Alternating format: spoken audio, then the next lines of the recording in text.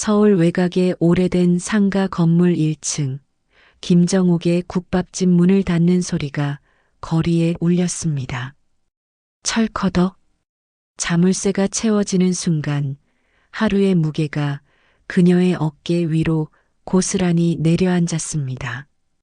67세의 정옥은 35년간 매일 같은 시간에 이 문을 닫아왔습니다. 새벽 5시에 일어나 솥뼈를 고아 육수를 끓이고 밤 9시가 되어서야 마지막 손님을 보내는 일상. 그녀의 손등엔 기름 화상 자국들이 세월의 증거처럼 새겨져 있었고 앞치마 주머니엔 오늘 하루 벌어들인 돈이 묵직하게 들어 있었습니다. 집으로 돌아가는 골목길은 가로등 빛이 어슴푸레했습니다. 정옥은 허리를 살짝 구부정하게 굽힌 채 천천히 걸었습니다. 최근 들어 허리가 자주 아팠고 손목도 저려왔지만 병원 갈 시간조차 아까웠습니다. 손님들이 기다리고 있으니까요. 오늘도 수고했다. 정옥은 혼잣말을 중얼거리며 현관문을 열었습니다. 신발을 가지런히 정리하고 부엌에서 물 한 잔을 마신 뒤 거실 식탁으로 향했습니다. 그런데 그 순간 평소와 다른 것이 눈에 들어왔습니다. 식탁 위에 놓인 서류 뭉치. 정옥은 안경을 코끝에 걸치고 그 서류들을 들여다봤습니다. 첫 장에는 위임장이라는 단어가 또렷하게 인쇄되어 있었습니다. 그 아래쪽엔 자신의 이름이 적혀 있었고 서명란에는 분명히 자신의 글씨 같은 사인이 있었습니다. 하지만 정옥은 이런 서류에 서명한 기억이 전혀 없었습니다. 심장이 철렁 내려앉았습니다. 손이 떨렸습니다. 서류를 한 장 한 장 넘겨보니 부동산 처분 관련 내용들이 빼곡했습니다. 그녀가 35년간 지켜온 국밥집과 이 집, 모든 것을 처분할 수 있는 권한을 누군가에게 넘겨준다는 내용이었습니다. 이게 뭐지? 정옥이 서류를 다시 자세히 들여다보려는 순간 현관문이 열리는 소리가 들렸습니다. 엄마, 집에 계세요? 아들 도연의 목소리였습니다. 뒤이어 며느리 은영의 하이힐 소리가 복도에 울렸습니다. 정옥은 서둘러 서류를 원래 자리에 내려놓았습니다. 응, 방금 들어왔어. 도연과 은영이 거실로 들어왔습니다. 40세인 도연은 건축사무소에 다니며 반듯한 정장 차림이었고 37세인 은영은 전직 승무원 출신답게 단정한 모습이었습니다. 하지만 오늘따라 그들의 표정이 평소와 달라 보였습니다. 어머님, 그 서류 보셨어요? 은영이 식탁을 가리키며 물었습니다. 정옥은 고개를 끄덕였습니다. 이게 뭔데? 내가 언제 이런 걸 썼다고 하는 거야? 도연이 식탁 앞에 앉으며 말했습니다. 엄마, 그거 이제 곧 필요해질 거예요. 차갑고 평온한 말투였습니다. 정옥은 아들의 얼굴을 유심히 바라봤습니다. 그 눈빛에는 평소의 따뜻함이 없었습니다. 필요하다니 뭐가 필요하다는 거냐? 곧 알게 되실 거예요. 은영도 덧붙였습니다. 그들은 더 이상 설명하지 않았습니다. 잠시 침묵이 흘렀습니다. 정옥은 가슴 한편이 서늘해지는 것을 느꼈습니다. 35년간 하루도 쉬지 않고 일해서 모은 것들, 자식들을 위해 평생 아끼며 살아온 모든 것들이 무언가 위험에 처한 것 같은 예감이 들었습니다. 너희가 이 서류를 여기 놓은 거니? 정옥이 조심스럽게 물었습니다. 도연과 은영은 서로 눈빛을 주고받더니 은영이 대답했습니다. 어머님께서 잊으셨을 수도 있죠. 그 말에 정옥의 등골이 오싹해졌습니다. 자신이 치매에 걸렸다는 식으로 몰아가려는 것일까요? 하지만 그녀의 머리는 여전히 또렷했습니다. 매일 장부를 정리하고 단골 손님들의 취향을 모두 기억하고 있었습니다. 엄마도 이제 나이가 있으시니까. 도연의 말이 마치 선고처럼 들렸습니다. 정옥은 그들이 떠난 후에도 한참 동안 식탁 앞에 앉아 있었습니다. 서류를 바라보며 무언가 큰 변화가 다가오고 있다는 것을 직감했습니다. 35년간 지켜온 평범한 일상에 금이 가기 시작했습니다. 새벽 4시 30분, 서울 외곽 도매시장의 불빛이 어둠 속에서 하나둘 켜지기 시작했습니다. 정옥은 낡은 손수레를 끌며 정육점 앞에 섰습니다. 찬바람이 목덜미를 스쳤지만 그녀는 개의치 않았습니다. 35년간 매일 반복해온 일상이었으니까요. 사장님, 오늘도 솥뼈 10kg 주세요. 정육점 사장이 무거운 뼈덩어리들을 비닐봉지에 담았습니다. 정옥은 그것을 두 손으로 받아들었습니다. 차가운 뼈의 무게가 그녀의 팔목을 타고 어깨까지 전해졌습니다. 손목이 욱신거렸지만 표정 하나 바꾸지 않았습니다. 손수레에 솥뼈를 차곡차곡 실었습니다. 양파 20kg, 대파 한 단, 무 2개. 손수레가 무거워질수록 그녀의 발걸음은 더디어졌습니다. 새벽 공기는 차가웠고 손수레 바퀴가 아스팔트를 굴러가는 소리만이 정막을 깨뜨렸습니다. 가게에 도착해 재료들을 옮기는 일부터 시작되었습니다. 솥뼈 한 자루씩 들어올릴 때마다 허리가 뻐근했습니다. 하지만 정옥의 손놀림은 여전히 능숙했습니다. 35년의 경험이 몸에 배어 있었습니다. 큰 솥에 물을 가득 채우고 솥뼈를 넣었습니다. 파란 불꽃이 솥 바닥을 핥기 시작했습니다. 뼈에서 우러나는 기름기가 물 표면에 동그랗게 번졌습니다. 정옥은 거품을 걷어내며 중얼거렸습니다. 오늘도 맛있게 끓여야지. 육수가 끓기 시작하면서 가게 안이 하얀 김으로 가득 찼습니다. 뜨거운 증기가 정옥의 얼굴을 적셨습니다. 그녀는 긴 국자로 육수를 저었습니다. 손목에 전해지는 무게감이 점점 무거워졌지만 멈출 수는 없었습니다. 7시가 되자 첫 손님이 들어왔습니다. 사장님, 아침부터 고생이십니다. 단골 김씨 아저씨였습니다. 10년째 매일 아침 7시에 와서 국밥 한 그릇을 먹고 가는 분이었습니다. 정옥은 익숙한 손놀림으로 뜨거운 그릇에 밥을 담고 끓는 국물을 부었습니다. 김치 더 드릴까요? 아니에요. 이 정도면 충분해요. 사장님 국밥은 정말 최고예요. 김씨 아저씨의 말에 정옥은 잔잔한 미소를 지었습니다. 35년간 들어온 칭찬이었지만 여전히 마음이 따뜻해졌습니다.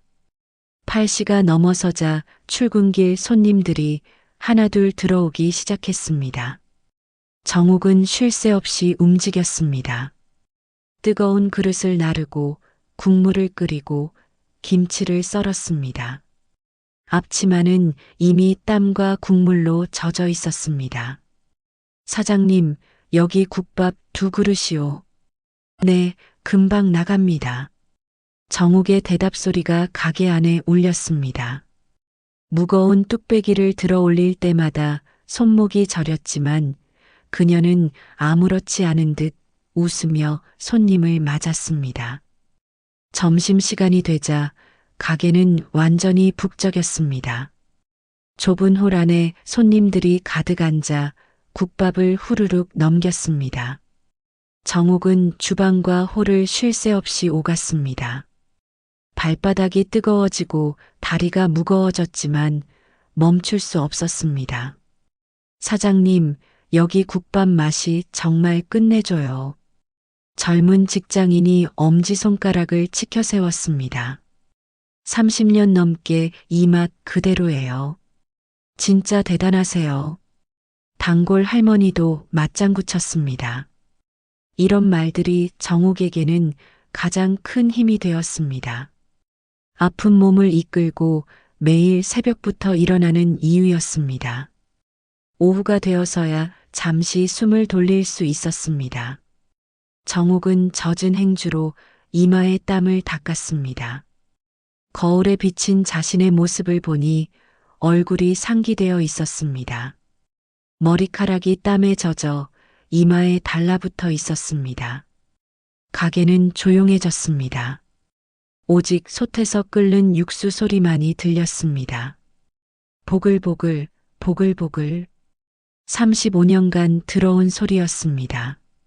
정욱은 의자에 앉아 잠시 다리를 쉬었습니다. 손목을 주물러 봤습니다. 저린 감각이 팔꿈치까지 올라왔습니다. 허리도 뻐근했습니다. 나이가 들어가고 있다는 걸 몸이 알려주고 있었습니다. 그래도 정욱은 혼잣말을 중얼거렸습니다. 가게를 둘러봤습니다. 낡은 테이블들, 기름때가 낀 벽면, 세월의 흔적이 곳곳에 새겨진 공간이었습니다. 하지만 이곳은 그녀의 전부였습니다. 저녁 손님들이 다시 들어오기 시작했습니다.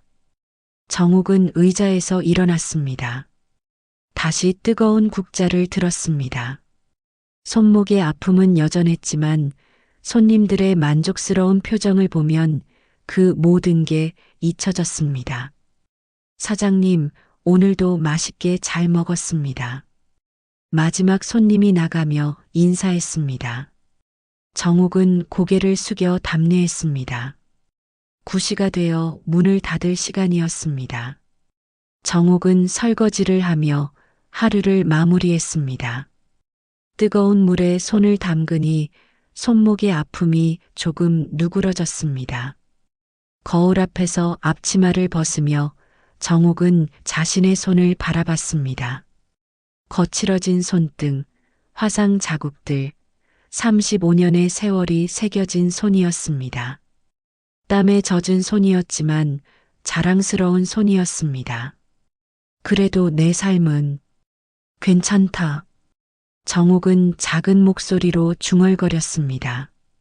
고되고 외로운 삶이었지만 그녀만의 방식으로 살아온 시간들이었습니다. 아무도 알아주지 않아도 매일 이 자리에서 최선을 다해왔습니다. 내일도 새벽 4시 30분에 일어날 것입니다. 또다시 무거운 솥뼈를 나르고 뜨거운 국물을 끓일 것입니다. 그것이 김정욱의 삶이었습니다. 11월 3일, 김정욱의 67번째 생일이었습니다. 새벽부터 국밥집을 열었지만 평소보다 일찍 문을 닫았습니다. 오늘만큼은 아이들이 올 거라고 생각했으니까요.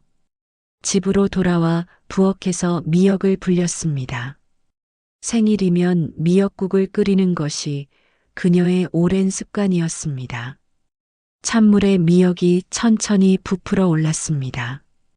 정욱은 그것을 바라보며 시간을 재었습니다. 30분이면 충분했습니다.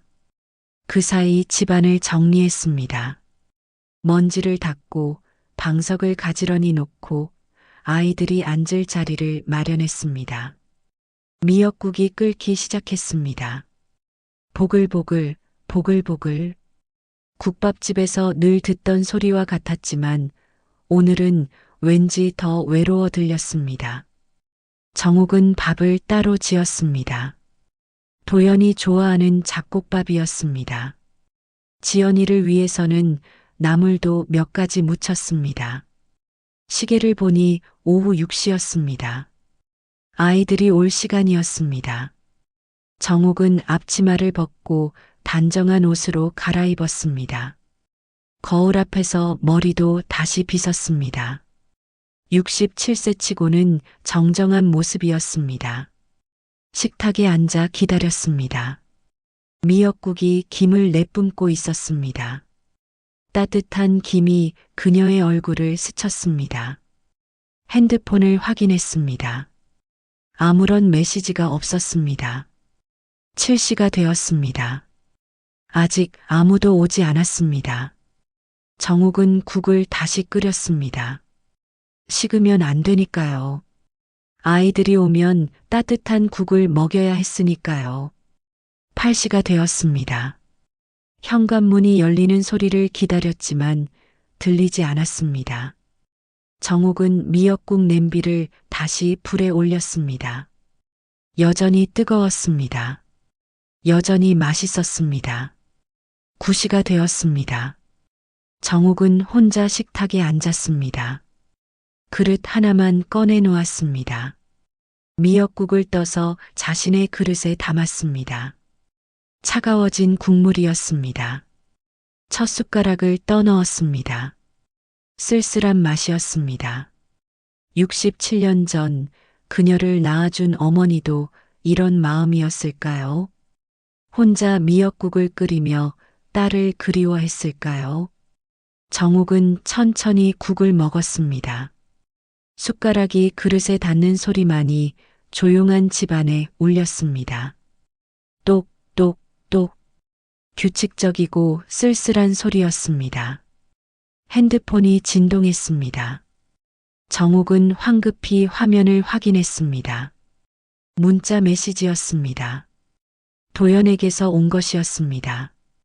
엄마 생일 축하해요. 바빠서 못 가겠어요. 짧은 문장이었습니다. 정욱은 문자를 다시 읽었습니다. 한 번 더 읽었습니다. 그리고 핸드폰을 식탁 위에 내려놓았습니다. 지연이에게서는 아무런 연락이 없었습니다. 정욱은 다시 미역국을 떠먹었습니다. 숟가락, 그릇, 국물. 그것만이 그녀의 67번째 생일을 함께 해주고 있었습니다. 식사를 마치고 설거지를 했습니다. 혼자 쓴 그릇 하나뿐이었습니다. 금세 끝났습니다. 미역국이 든 냄비도 냉장고에 넣었습니다. 내일 아침에 다시 먹으면 되었습니다. 거실로 돌아와 소파에 앉았습니다. 텔레비전을 켰지만 소리는 작게 줄였습니다. 그냥 화면의 빛이 필요했을 뿐이었습니다. 너무 조용하면 더 외로워졌으니까요. 핸드폰을 다시 들었습니다. 혹시 놓친 메시지가 있을까 싶어서였습니다. 없었습니다. SNS를 확인해 봤습니다. 평소에는 잘 보지 않던 것이었지만 오늘만큼은 달랐습니다. 지연이의 페이지를 들어갔습니다. 가장 최근 사진이 올라와 있었습니다. 호텔 로비 같은 곳에서 찍은 사진이었습니다. 지연이가 웃고 있었습니다. 남편과 아이들과 함께였습니다. 모두 행복해 보였습니다. 사진 아래에는 글이 적혀 있었습니다. 엄마 칠순 감동 파티, 가족들과 함께한 특별한 하루. 정욱은 화면을 다시 확인했습니다. 오늘 날짜였습니다. 바로 몇 시간 전에 올린 사진이었습니다. 그런데 칠순이라고 되어 있었습니다. 정욱은 67세였습니다. 칠순은 3년 뒤였습니다. 사진 속 엄마는 정욱이 아니었습니다. 지연이의 시어머니였습니다. 정욱은 천천히 핸드폰을 내려놓았습니다. 화면이 어두워졌습니다.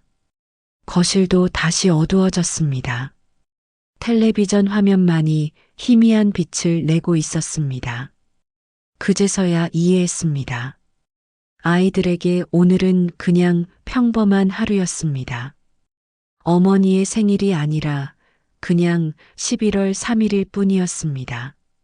정욱은 아이들의 기억 속에서 점점 흐릿해져 가고 있었습니다. 시계가 밤 10시를 가리켰습니다.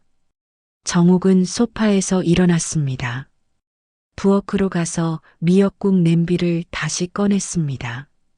조금 더 먹고 싶었습니다.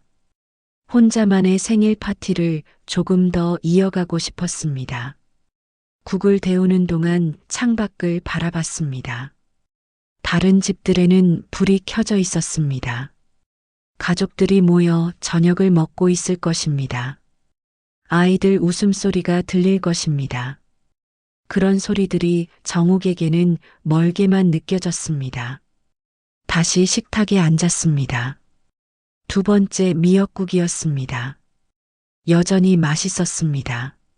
35년간 국을 끓여온 그녀의 솜씨는 변하지 않았습니다. 하지만 혼자 먹는 국의 맛은 왠지 싱거웠습니다. 숟가락 소리가 다시 울렸습니다. 똑, 똑, 똑. 그 소리만이 그녀의 67번째 생일을 기억해주고 있었습니다.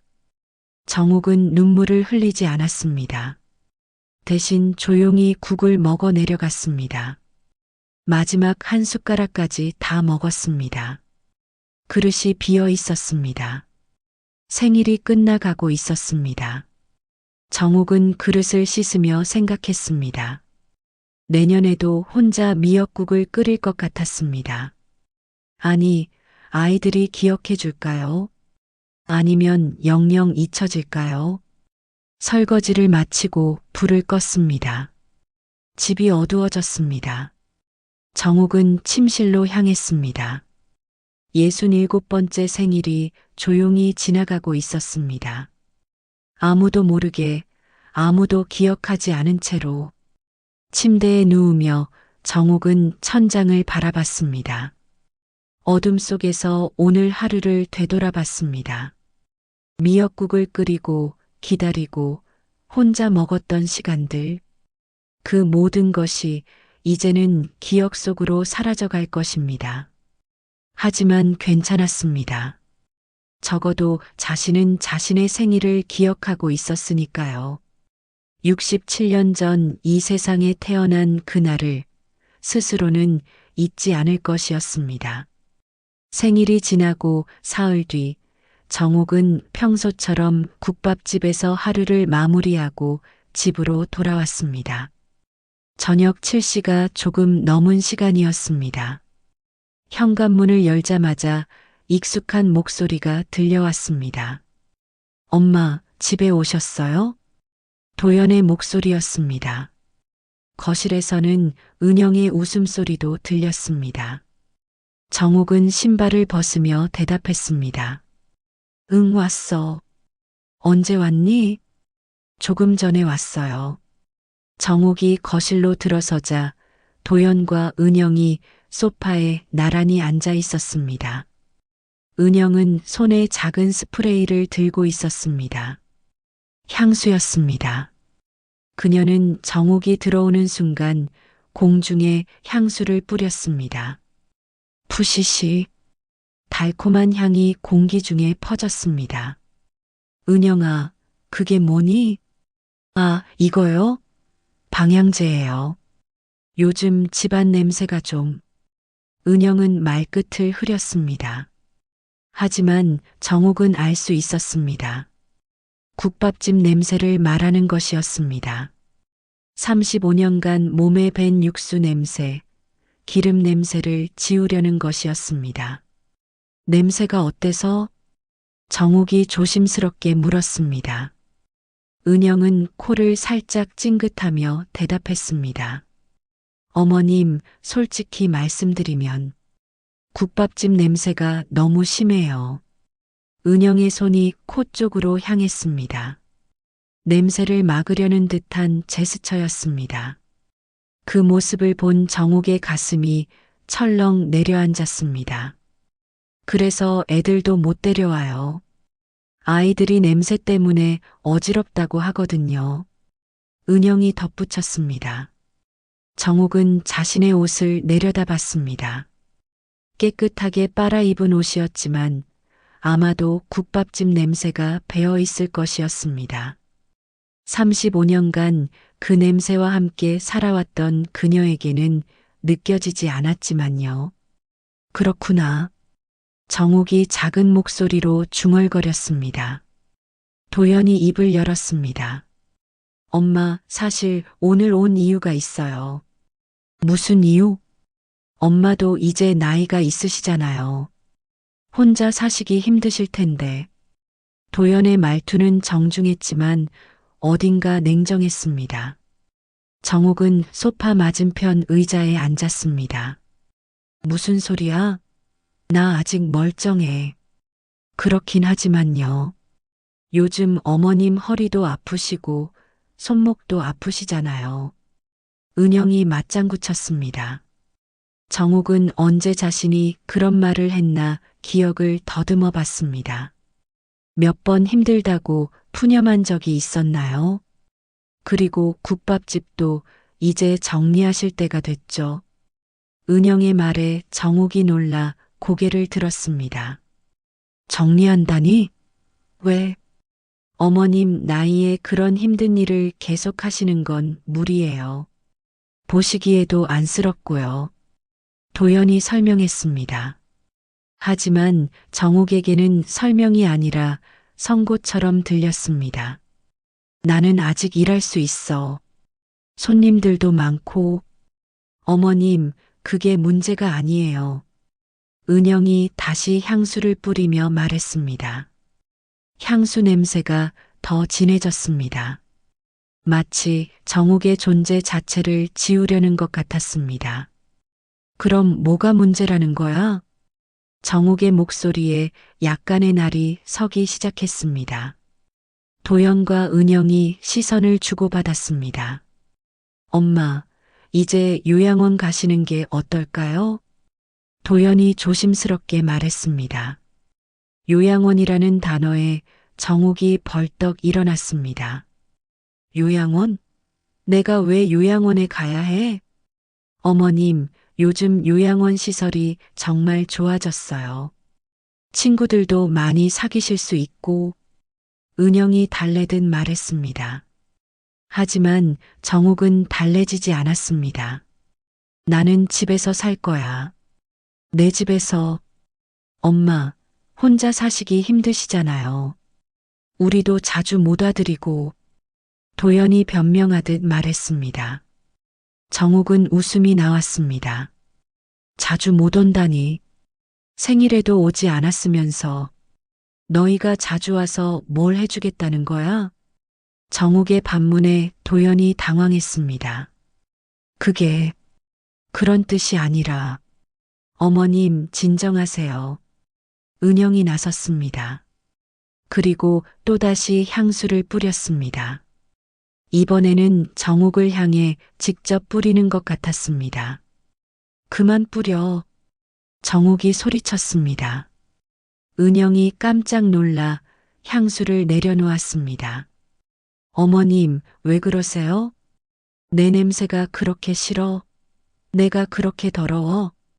정옥의 목소리가 떨렸습니다. 35년간 성실하게 일해온 자신의 삶이 부정당하는 기분이었습니다. 그런 게 아니라, 그럼 뭐야? 요양원 보내고 집은 어쩌려고? 정옥이 핵심을 찔렀습니다. 도연과 은영이 또다시 눈빛을 주고받았습니다. 집은 나중에 생각해 봐야죠. 도연이 애매하게 대답했습니다. 나중에? 지금 말해봐. 내가 요양원 가면 이 집은 어떻게 하려고? 정옥이 다그쳤습니다. 무거운 침묵이 흘렀습니다. 은영이 입을 열었습니다. 어머님, 솔직히 말씀드리면 이 동네 곧 재개발 들어간다고 하잖아요. 재개발? 네. 그러면 보상도 받고 새 아파트도 분양받을 수 있고요. 은영의 말에 정옥이 알 것 같았습니다. 재개발 얘기는 몇 년 전부터 돌고 있었습니다. 하지만 확정된 건 아니었습니다. 그게 확실해? 거의 확실해요. 부동산에서도 그렇게 얘기하고. 도연이 거들었습니다. 부동산이라는 말에 정옥이 의심스러워했습니다. 너희가 부동산에 알아봤어? 아니요, 그게 그냥 소문으로. 도연이 버벅거렸습니다. 거짓말이라는 걸 정옥도 알 수 있었습니다. 엄마, 어쨌든 지금 상황에서는 요양원이 최선이에요. 도연이 결론을 내렸습니다. 은영이 고개를 끄덕였습니다. 어머님도 편히 쉬셔야죠. 언제까지 그렇게 힘들게 사세요? 은영의 말은 위로처럼 들렸지만 정옥에게는 다르게 들렸습니다. 빨리 포기하라는 뜻으로 들렸습니다. 정옥은 아들과 며느리를 번갈아 바라봤습니다. 도연의 얼굴에는 진짜 걱정이 있을까요? 은영의 말에는 진심이 있을까요? 아니면 모든 게 계산된 것일까요? 나는 아직 내 집에서 살 거야. 정옥이 단호하게 말했습니다. 엄마, 고집 부리지 마세요. 고집이 아니야. 내 권리야. 정옥의 말에 은영이 짜증스러운 표정을 지었습니다. 순간적으로 나타났다가 사라진 표정이었지만 정옥은 놓치지 않았습니다. 어머님, 그렇게 생각하지 마시고 나가. 정옥이 조용히 말했습니다. 뭐라고요? 나가라고 했어. 오늘은 더 이상 얘기하기 싫어. 도연이 당황했습니다. 엄마, 우리가 뭘 잘못했다고. 잘못한 게 없으면 나가기 싫을 거 없잖아. 정옥의 목소리는 차가웠습니다. 도연과 은영이 어쩔 줄 몰라 했습니다. 그럼 다음에 다시 와서 얘기해요. 은영이 일어서며 말했습니다. 향수 스프레이를 챙기는 것도 잊지 않았습니다. 다음에 올 때는 향수 가져오지 마. 정옥이 마지막으로 말했습니다. 은영이 뭐라고 대답하려다가 그냥 입을 다물었습니다.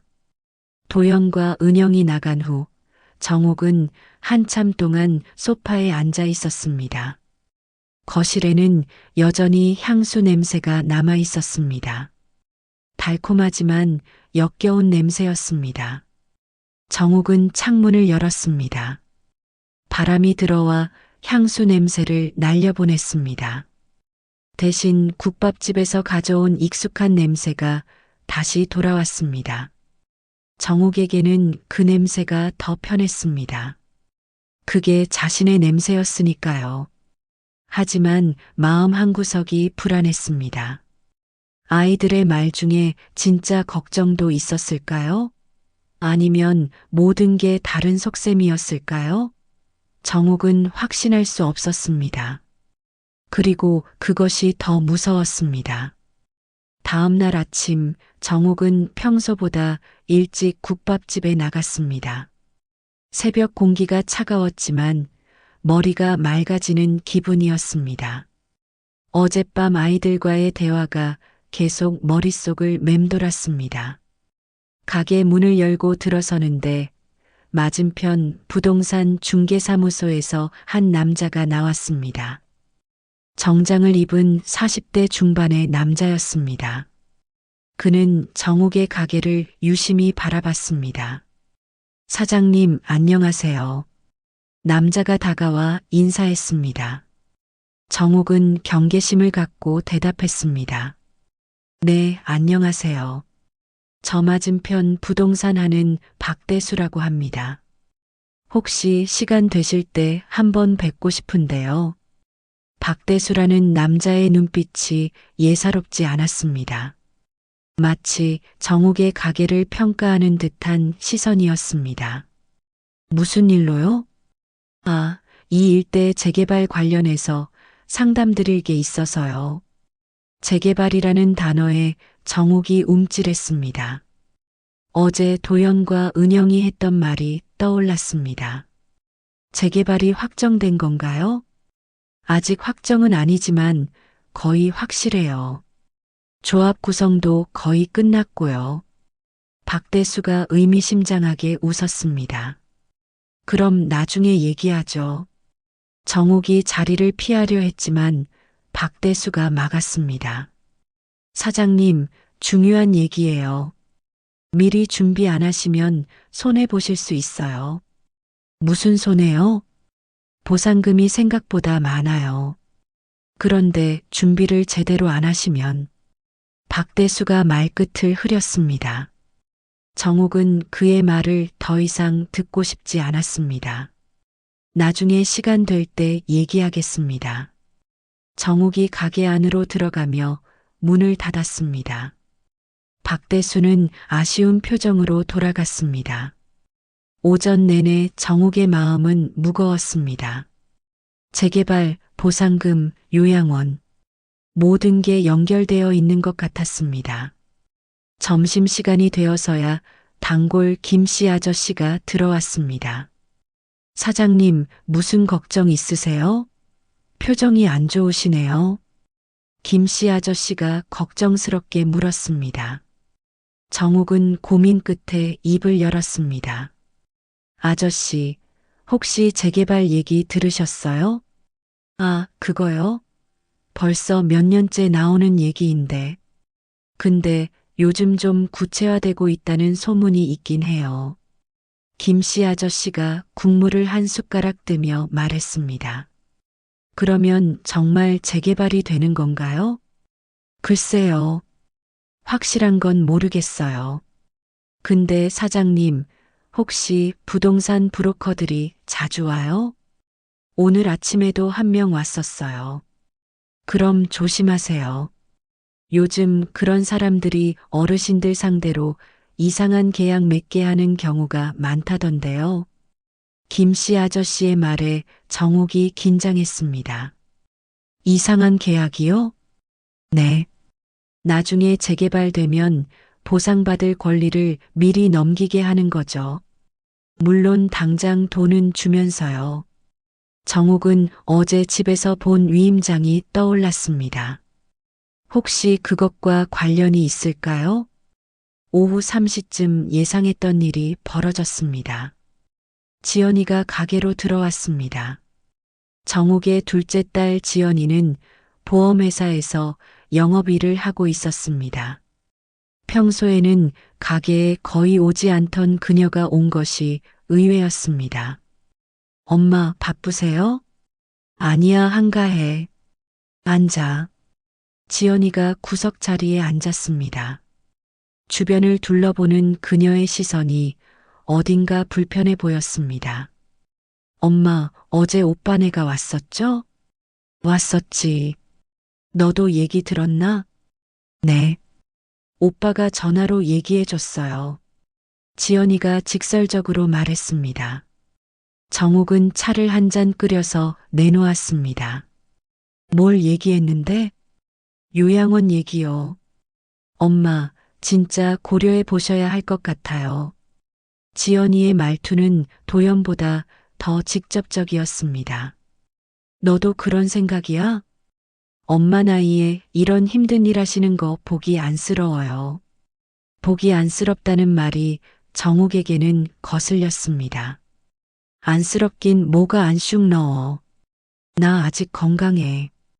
그렇긴 하지만 엄마, 솔직히 얘기할게요. 지연이가 차 컵을 내려놓으며 말했습니다. 뭘? 엄마 혼자 이 큰 집 다 차지하고 사는 거 불공평해요. 지연이의 말에 정욱이 놀라 고개를 들었습니다. 불공평하다고? 네. 우리도 사는 게 팍팍하잖아요. 애들 교육비에 대출 이자에. 지연이가 불만을 토로했습니다. 정욱은 믿을 수 없다는 표정으로 딸을 바라봤습니다. 그래서 엄마가 요양원 가시면 집도 정리할 수 있고 우리도 좀 숨통이 트이고 너희가 숨통이 트인다고?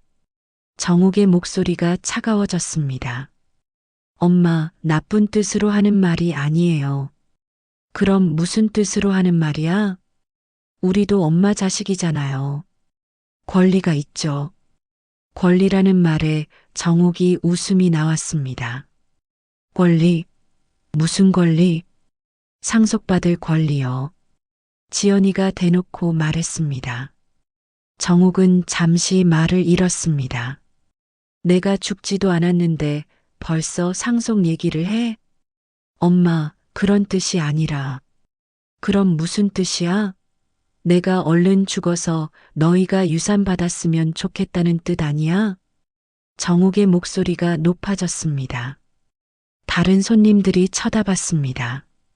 엄마, 목소리 좀 낮춰요. 내 가게에서 내가 큰 소리 못 낼 이유 없어. 정욱이 소리쳤습니다. 지연이가 당황해서 주위를 둘러봤습니다. 엄마, 진정하세요. 진정하라고? 내 딸이 내 앞에서 상속 얘기를 하는데 어떻게 진정해? 정욱의 눈에 분노가 이글거렸습니다. 엄마는 우리 입장은 생각 안 해보세요? 너희 입장? 너희 입장이 뭔데? 우리도 애들 키우고 살기 힘들어요. 엄마만 좋은 집에서 편하게 사시면 안 되죠. 지연이의 말에 정욱이 기가 막혔습니다. 편하게 산다고? 새벽 5시부터 밤 9시까지 일하는 게 편하게 사는 거야? 그건 엄마가 선택한 거잖아요. 선택? 너희 학비 벌려고 한 선택이야. 정욱의 목소리가 떨렸습니다. 엄마, 그건 옛날 얘기고. 옛날 얘기라고? 너 대학 등록금 누가 냈는데? 지연이가 대답하지 못했습니다. 너 결혼할 때 예단 돈 누가 줬는데? 여전히 대답이 없었습니다. 지금까지 너희들 뒷바라지 하느라 내 몸이 다 망가진 거야. 정욱이 분노를 폭발시켰습니다. 가게 안이 조용해졌습니다. 지연이가 자리에서 일어났습니다. 엄마, 너무 흥분하지 마세요. 우리가 나쁜 뜻으로 하는 말이 아니니까. 그럼 좋은 뜻으로 하는 말이야? 엄마도 이제 편히 쉬셔야죠. 언제까지 이렇게 힘들게 살 거예요? 지연이의 말은 어제 은영이 한 말과 똑같았습니다. 마치 미리 짜고 한 것 같았습니다. 내 인생 내가 정할게. 정욱이 단호하게 말했습니다. 엄마 고집이 너무 세요. 고집이 아니라 내 권리야. 엄마만 권리가 있어요? 우리는 권리가 없고. 지연이가 쏘아붙였습니다. 정욱은 딸을 바라봤습니다. 언제부터 이렇게 변한 걸까요? 언제부터 자신을 돈으로만 보기 시작한 걸까요? 너 나가. 엄마, 나가라고 했어. 정욱의 목소리는 차갑고 단호했습니다. 지연이가 할 말을 잃고 가게를 나갔습니다. 혼자 남은 정욱은 한동안 멍하니 앉아 있었습니다. 그제서야 모든 퍼즐이 맞춰졌습니다. 재개발, 요양원, 위임장, 모든 게 연결되어 있었습니다. 아이들은 그녀의 건강이나 행복을 걱정하는 게 아니었습니다. 재개발 보상금을 노리고 있었던 것입니다. 그리고 그녀는 그들에게 방해물일 뿐이었습니다. 정욱의 눈동자가 흔들렸습니다. 35년간 믿어왔던 것들이 모두 거짓말이었을까요? 자식들의 사랑도, 가족이라는 이름도 모든 게 가짜였을까요? 서늘한 깨달음이 그녀의 가슴을 파고들었습니다. 이제 진짜 혼자가 되었다는 걸 깨달았습니다. 지연이가 떠난 후 사흘이 지났습니다. 정욱은 평소보다 더 일찍 가게를 열고 늦게 닫았습니다. 집에 혼자 있으면 어지러운 생각들이 머릿속을 맴돌았기 때문입니다. 일에 몰두하는 것만이 마음을 진정시키는 방법이었습니다. 목요일 오후 2시쯤 평소보다 한가한 시간이었습니다. 정욱은 설거지를 하며 깊은 생각에 잠겨 있었습니다.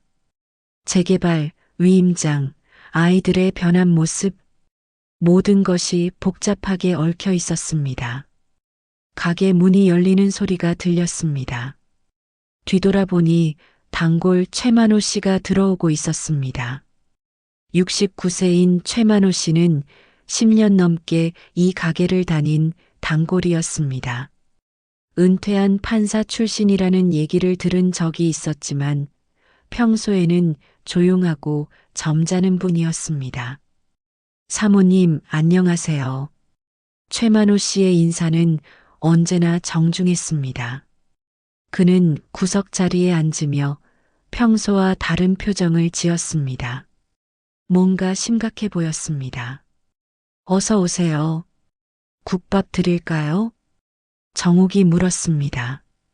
최만호 씨는 고개를 끄덕였습니다. 네, 그런데 사모님, 혹시 시간 되시면 잠깐 얘기 좀 하고 싶은데요. 무슨 일이세요? 정욱이 뜨거운 국밥을 내놓으며 물었습니다. 최만호 씨는 주변을 둘러본 후 목소리를 낮추어 말했습니다. 사실 며칠 전부터 걱정이 되어서요. 사모님 혹시 요즘 가족분들과 무슨 일 있으셨나요? 정욱이 깜짝 놀랐습니다. 어떻게 알았을까요? 왜 그렇게 생각하세요? 지난번에 젊은 여자분이 여기서 큰 소리 내는 걸 봤거든요. 그리고 사모님 표정이 요즘 좋지 않으세요. 최만호 씨의 관찰력은 예리했습니다. 정욱은 잠시 망설이다가 입을 열었습니다. 최 선생님 혹시 법적인 조언을 구할 수 있을까요?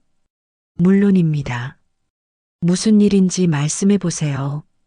최만호 씨의 목소리에는 권위와 신뢰감이 묻어났습니다. 35년간 법정에서 일한 사람의 무게감이었습니다. 정욱은 주변을 살피고 최만호 씨 앞에 앉았습니다. 그리고 조심스럽게 이야기를 시작했습니다.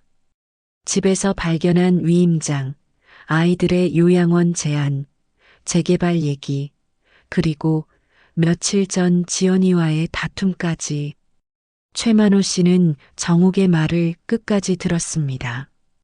국밥을 먹는 것도 잊은 채 집중해서 들었습니다. 가끔 고개를 끄덕이거나 눈썹을 찌푸리기도 했습니다. 사모님, 이거 심각한 문제입니다. 최만호 씨가 무거운 목소리로 말했습니다. 어떤 면에서요? 우선 위임장부터 문제가 있어요. 사모님께서 서명한 기억이 없다면 이건 명백한 문서 위조입니다. 정욱의 얼굴이 창백해졌습니다. 문서 위조라니. 네. 그리고 더 심각한 건 이게 단순한 가족 갈등이 아니라는 점입니다. 재개발과 연결된 재산 문제거든요. 최만호 씨는 잠시 생각에 잠겼습니다. 그의 얼굴에는 수십 년간 법정에서 쌓인 경험이 묻어났습니다. 사모님, 이런 경우를 많이 봤습니다. 재개발이 확정되면 보상금이 상당하거든요. 그걸 노리고 어르신들을 속이는 경우가 요즘 많아요. 그럼 제 아이들도. 정욱의 목소리가 떨렸습니다.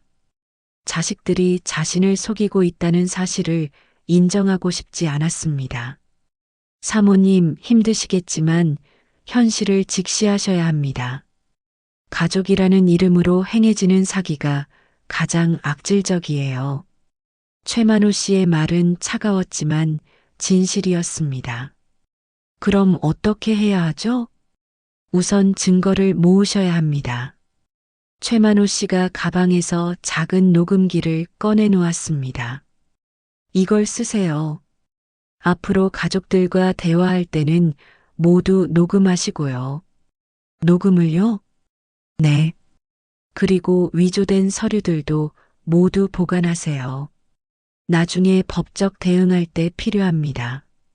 정욱은 녹음기를 바라봤습니다. 작고 검은 기계였지만 그 안에는 엄청난 힘이 들어있는 것 같았습니다. 그런데 이런 걸 쓰는 게 맞나요? 가족한테. 사모님, 이미 가족들이 먼저 사모님을 속였잖아요. 자기 방어는 당연한 권리입니다. 최만호 씨의 말에 정욱이 고개를 끄덕였습니다. 그리고 혹시 모르니까 변호사도 미리 알아두세요. 제가 아는 분 중에 이런 사건 전문으로 하는 변호사가 있어요. 최만호 씨가 명함을 하나 꺼내 주었습니다. 김영수 변호사라고 가족 간 재산 분쟁 전문가예요. 믿을 만한 사람입니다. 정옥은 명함을 소중히 받아들었습니다. 작은 종이 한 장이었지만 희망처럼 느껴졌습니다. 그런데 정말 심각한 상황이라면 사모님께서 먼저 선수를 쳐야 할 수도 있어요. 선수요? 네. 아이들이 뭔가 꾸미고 있다면 사모님도 대비책을 세우셔야죠. 최만호 씨의 눈빛이 날카로웠습니다. 오랜 법정 경험이 만들어낸 전략적 사고였습니다. 어떤 대비책이요? 재산을 먼저 정리하는 거예요. 아이들이 손을 못 대게 만드는 거죠. 정옥은 그의 말이 무슨 뜻인지 알 것 같았습니다. 구체적으로 어떻게요? 그건 나중에 상황을 보고 결정하시면 됩니다. 우선은 증거부터 모으세요. 최만호 씨가 일어서며 말했습니다.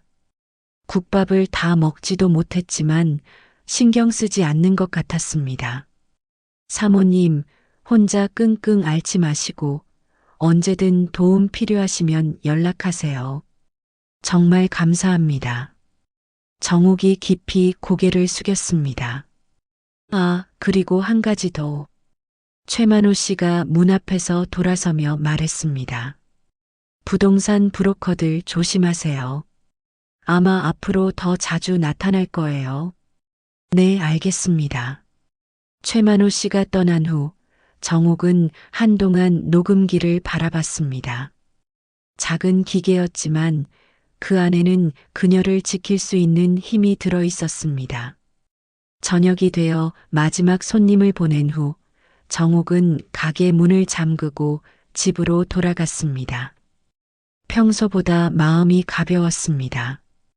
혼자가 아니라는 사실이 큰 위안이 되었습니다. 집에 도착해서 위임장을 다시 꺼내봤습니다. 이번에는 더 자세히 살펴봤습니다. 자신의 서명이라고 되어 있지만 뭔가 어색했습니다. 평소 자신의 글씨와 미묘하게 달랐습니다. 정옥은 서랍에서 펜을 꺼내 자신의 이름을 써봤습니다. 확실히 달랐습니다. 위임장의 서명은 누군가 흉내낸 것이었습니다. 분노가 치밀어 올랐습니다. 자식들이 자신의 서명을 위조했다는 사실이 믿기지 않았습니다. 하지만 증거는 명확했습니다. 정옥은 녹음기를 꺼내 작동법을 익혔습니다. 간단했습니다. 버튼 하나만 누르면 되었습니다. 내일부터는 모든 대화를 녹음하기로 결심했습니다. 그날 밤 정옥은 오랜만에 깊게 잠들었습니다. 최만호 씨가 준 희망의 불씨가 그녀의 마음을 따뜻하게 데워주었습니다. 더 이상 혼자가 아니었습니다. 싸울 준비가 되어 있었습니다. 다음 날부터 정옥의 일상이 바뀌었습니다. 녹음기는 항상 주머니에 들어 있었습니다. 변호사 명함은 지갑 안가장 소중한 자리에 보관했습니다. 그리고 무엇보다 그녀의 눈빛이 달라졌습니다. 더 이상 당하고만 있지 않겠다는 의지가 번뜩였습니다. 일주일 후 토요일 저녁, 정옥은 평소보다 일찍 가게를 닫고 집으로 돌아왔습니다. 녹음기는 여전히 주머니 안에 있었고 지난 일주일간 모은 증거들은 서랍 깊숙이 보관되어 있었습니다. 저녁 8시쯤 현관문이 열리는 소리가 들렸습니다. 여러 명의 발걸음 소리였습니다. 정옥은 가슴이 두근거리는 것을 느꼈습니다. 녹음기의 버튼을 눌렀습니다. 엄마 계세요? 도연의 목소리였습니다. 뒤이어 은영과 지연이의 목소리도 들렸습니다. 세 명이 모두 왔습니다. 응, 거실에 있어. 정옥이 대답했습니다. 목소리를 차분하게 유지했습니다. 세 사람이 거실로 들어왔습니다. 도연은 두꺼운 서류 봉투를 들고 있었습니다. 은영은 평소보다 진지한 표정이었고 지연이는 어딘가 불안해 보였습니다. 엄마, 오늘 중요한 얘기가 있어서 왔어요. 도연이 소파에 앉으며 말했습니다. 정욱은 맞은편 의자에 앉았습니다. 녹음기가 작동 중이라는 사실이 그녀에게 용기를 주었습니다. 무슨 얘기? 엄마, 지난번에 우리가 얘기했던 것 기억하시죠? 은영이 물었습니다. 뭔 얘기? 정욱이 일부러 모르는 척 했습니다. 요양원 얘기요.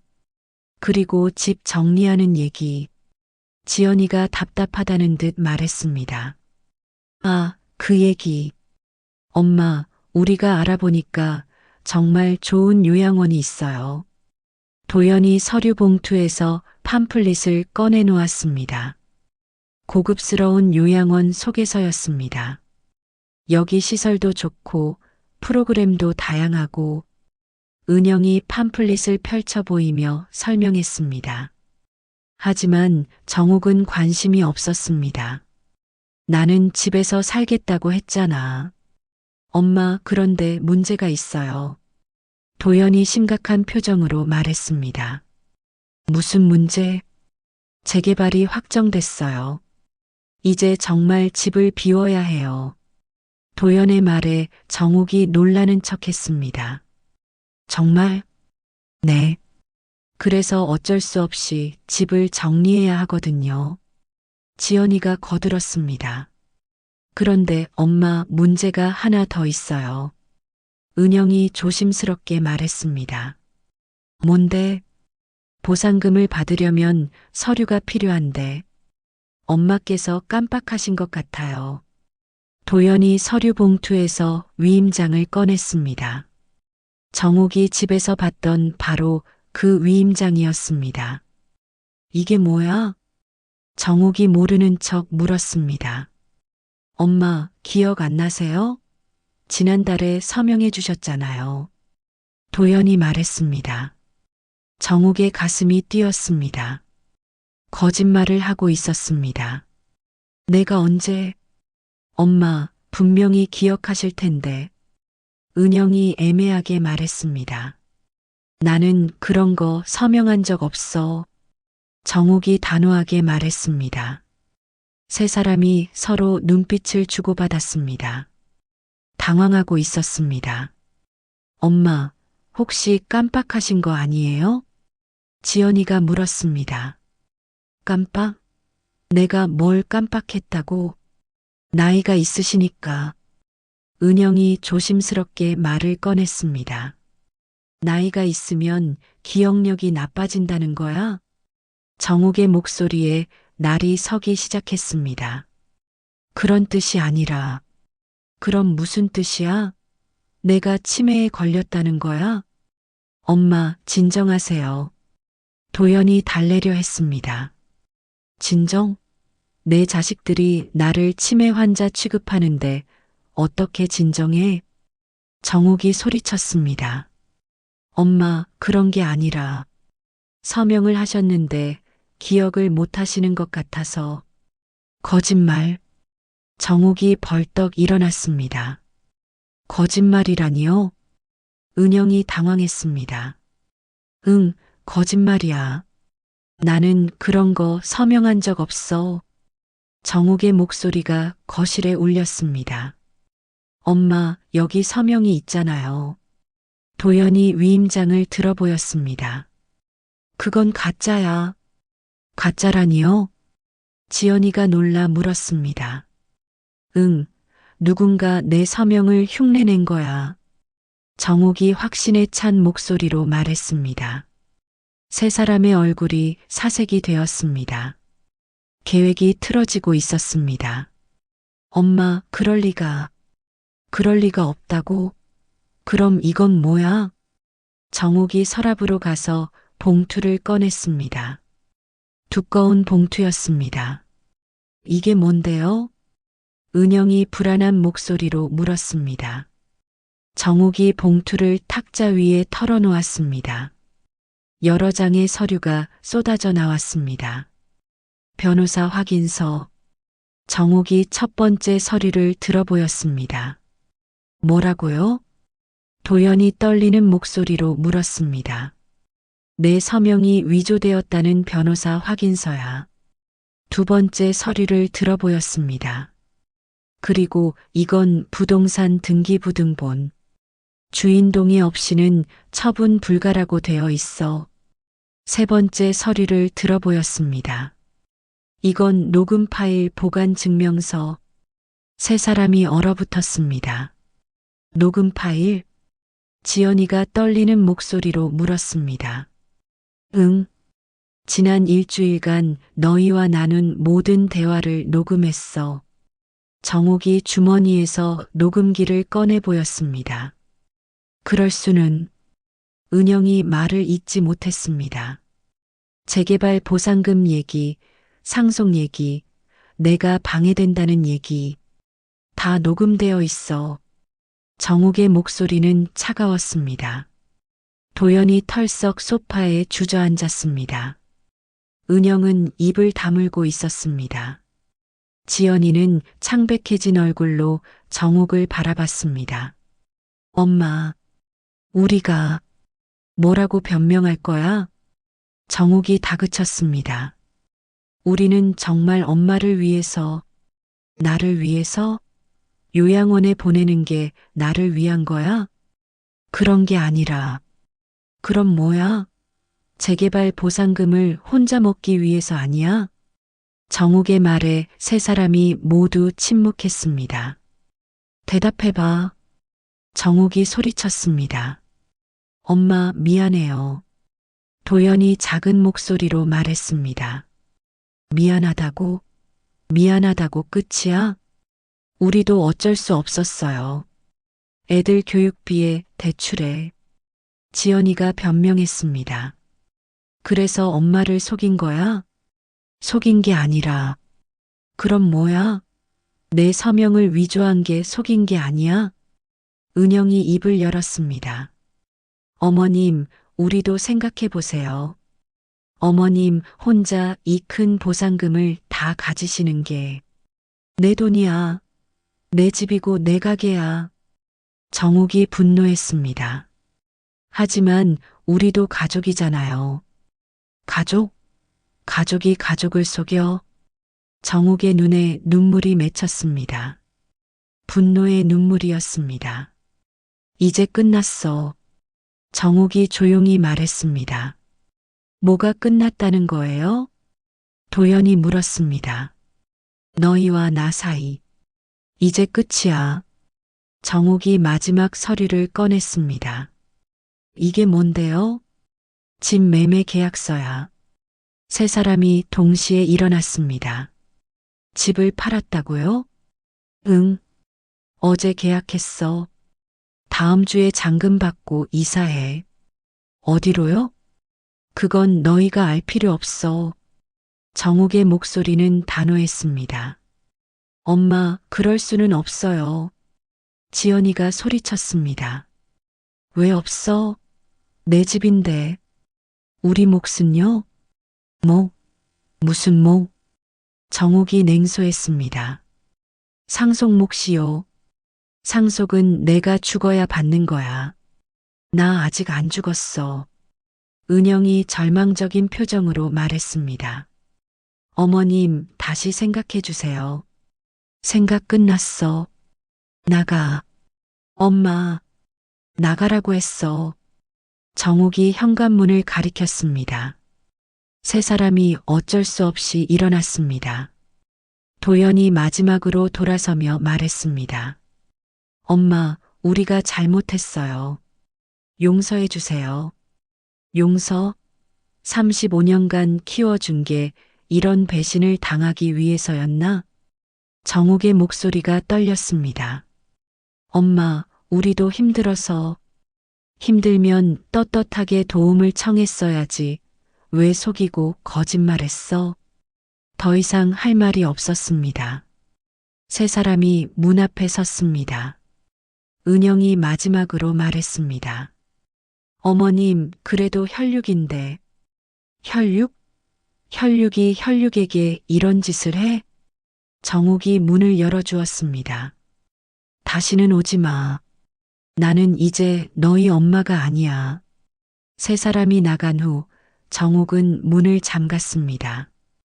그리고 녹음기의 정지 버튼을 눌렀습니다. 모든 것이 끝났습니다. 정욱은 소파에 앉아 서류들을 바라봤습니다. 증거들이 그녀를 지켜주었습니다. 최만호 씨의 조언이 있었기에 가능한 일이었습니다. 창밖으로 세 사람이 걸어가는 모습이 보였습니다. 어깨가 축 늘어져 있었습니다. 정욱은 그들을 바라보며 복잡한 심정이었습니다. 하지만 후회는 없었습니다. 자신을 지킨 것이었습니다. 35년간 쌓아온 모든 것을 지킨 것이었습니다. 정욱은 계약서를 다시 꺼내봤습니다. 새로운 시작이 기다리고 있었습니다. 새로운 삶. 3주 후 정욱은 새 집 앞마당에서 꽃을 심고 있었습니다. 작은 단층 집이었지만 햇볕이 잘 들고 조용했습니다. 도심에서 멀지 않은 곳이라 장보기도 편했습니다. 손에 흙이 묻었지만 기분이 좋았습니다. 35년 만에 처음으로 자신만을 위한 공간을 만들고 있었습니다. 빨간 장미, 노란 개나리, 하얀 수선화, 색색의 꽃들이 작은 화단을 채워갔습니다. 핸드폰이 울렸습니다. 도연에게서 온 문자였습니다. 엄마, 다시 한번 생각해 주세요. 우리가 잘못했어요. 정욱은 문자를 읽고 삭제했습니다. 지난 3주간 매일 오는 문자였습니다. 더 이상 마음이 흔들리지 않았습니다. 오후에는 최만호 씨가 찾아왔습니다. 새집들이 선물로 화분을 들고 왔습니다. 사모님, 잘 지내시는 것 같네요. 네, 덕분에 편히 살고 있어요. 정욱이 차를 끓여주며 말했습니다. 걱정했는데 다행이네요. 정말 감사해요. 선생님 덕분에 내 삶을 지킬 수 있었어요. 최만호 씨가 빙그레 웃었습니다. 사모님이 용기를 내셨으니까 가능한 일이었죠. 그런데 애들한테서 계속 연락이 와요. 그럴 거예요. 하지만 흔들리시면 안 됩니다. 네, 이제 흔들리지 않아요. 정욱의 목소리는 단호했습니다. 저녁이 되어 혼자 밥을 먹으며 정욱은 창밖을 바라봤습니다. 맑은 하늘에 별들이 하나둘 나타나고 있었습니다. 예전 집에서는 볼 수 없던 풍경이었습니다. 외롭지 않았습니다. 처음으로 진짜 평안함을 느꼈습니다. 다음 날 아침 정욱은 동네 카페에서 아르바이트를 시작했습니다. 국밥집만큼 힘들지 않았고 젊은 사장님도 친절했습니다. 새로운 사람들과의 만남이 즐거웠습니다. 점심시간에 지연이가 카페로 찾아왔습니다. 정욱을 보자 눈물을 흘렸습니다. 엄마, 제발 용서해 주세요. 지연아, 이제 그만해. 정욱의 목소리는 차분했습니다. 엄마, 우리가 정말 잘못했어요. 알고 있어. 그럼 다시. 안 돼. 정욱이 단호하게 말했습니다. 왜요? 가족인데. 가족이라는 건 서로를 지켜주는 거야. 서로를 이용하는 게 아니라. 지연이가 더 이상 할 말을 찾지 못했습니다. 이제 가. 내 새로운 삶을 방해하지 마. 지연이가 울면서 나갔습니다. 정욱은 그 모습을 보며 마음이 아팠지만 흔들리지 않았습니다. 한 달이 지났습니다. 정욱의 새로운 일상이 자리 잡았습니다. 아침에 일어나 화단에 물을 주고 카페에서 일하고 저녁에는 책을 읽었습니다. 단순하지만 평화로운 삶이었습니다. 어느 날 저녁 정옥은 화단에 앉아 꽃들을 바라봤습니다. 모든 꽃이 건강하게 자라고 있었습니다. 자신이 돌본 만큼 아름답게 피어났습니다. 가족조차 나를 지켜주지 않을 때 끝내 나를 지키는 건 나 자신뿐이다. 정옥이 혼잣말을 했습니다. 지난 몇 달간 깨달은 진실이었습니다. 하늘에는 별이 쏟아질 듯 많았습니다. 정옥은 그 별들을 바라보며 미소를 지었습니다. 67세에 시작한 새로운 인생이었지만 지금까지 살아온 것 중 가장 자유로웠습니다. 집 안으로 들어가며 정옥은 거울을 보았습니다. 거울 속 자신의 얼굴에는 평안함이 가득했습니다. 더 이상 누군가를 위해 희생하지 않아도 되는 얼굴이었습니다. 그날 밤 정옥은 깊고 편안한 잠에 들었습니다. 내일도 자신만의 하루가 기다리고 있었습니다.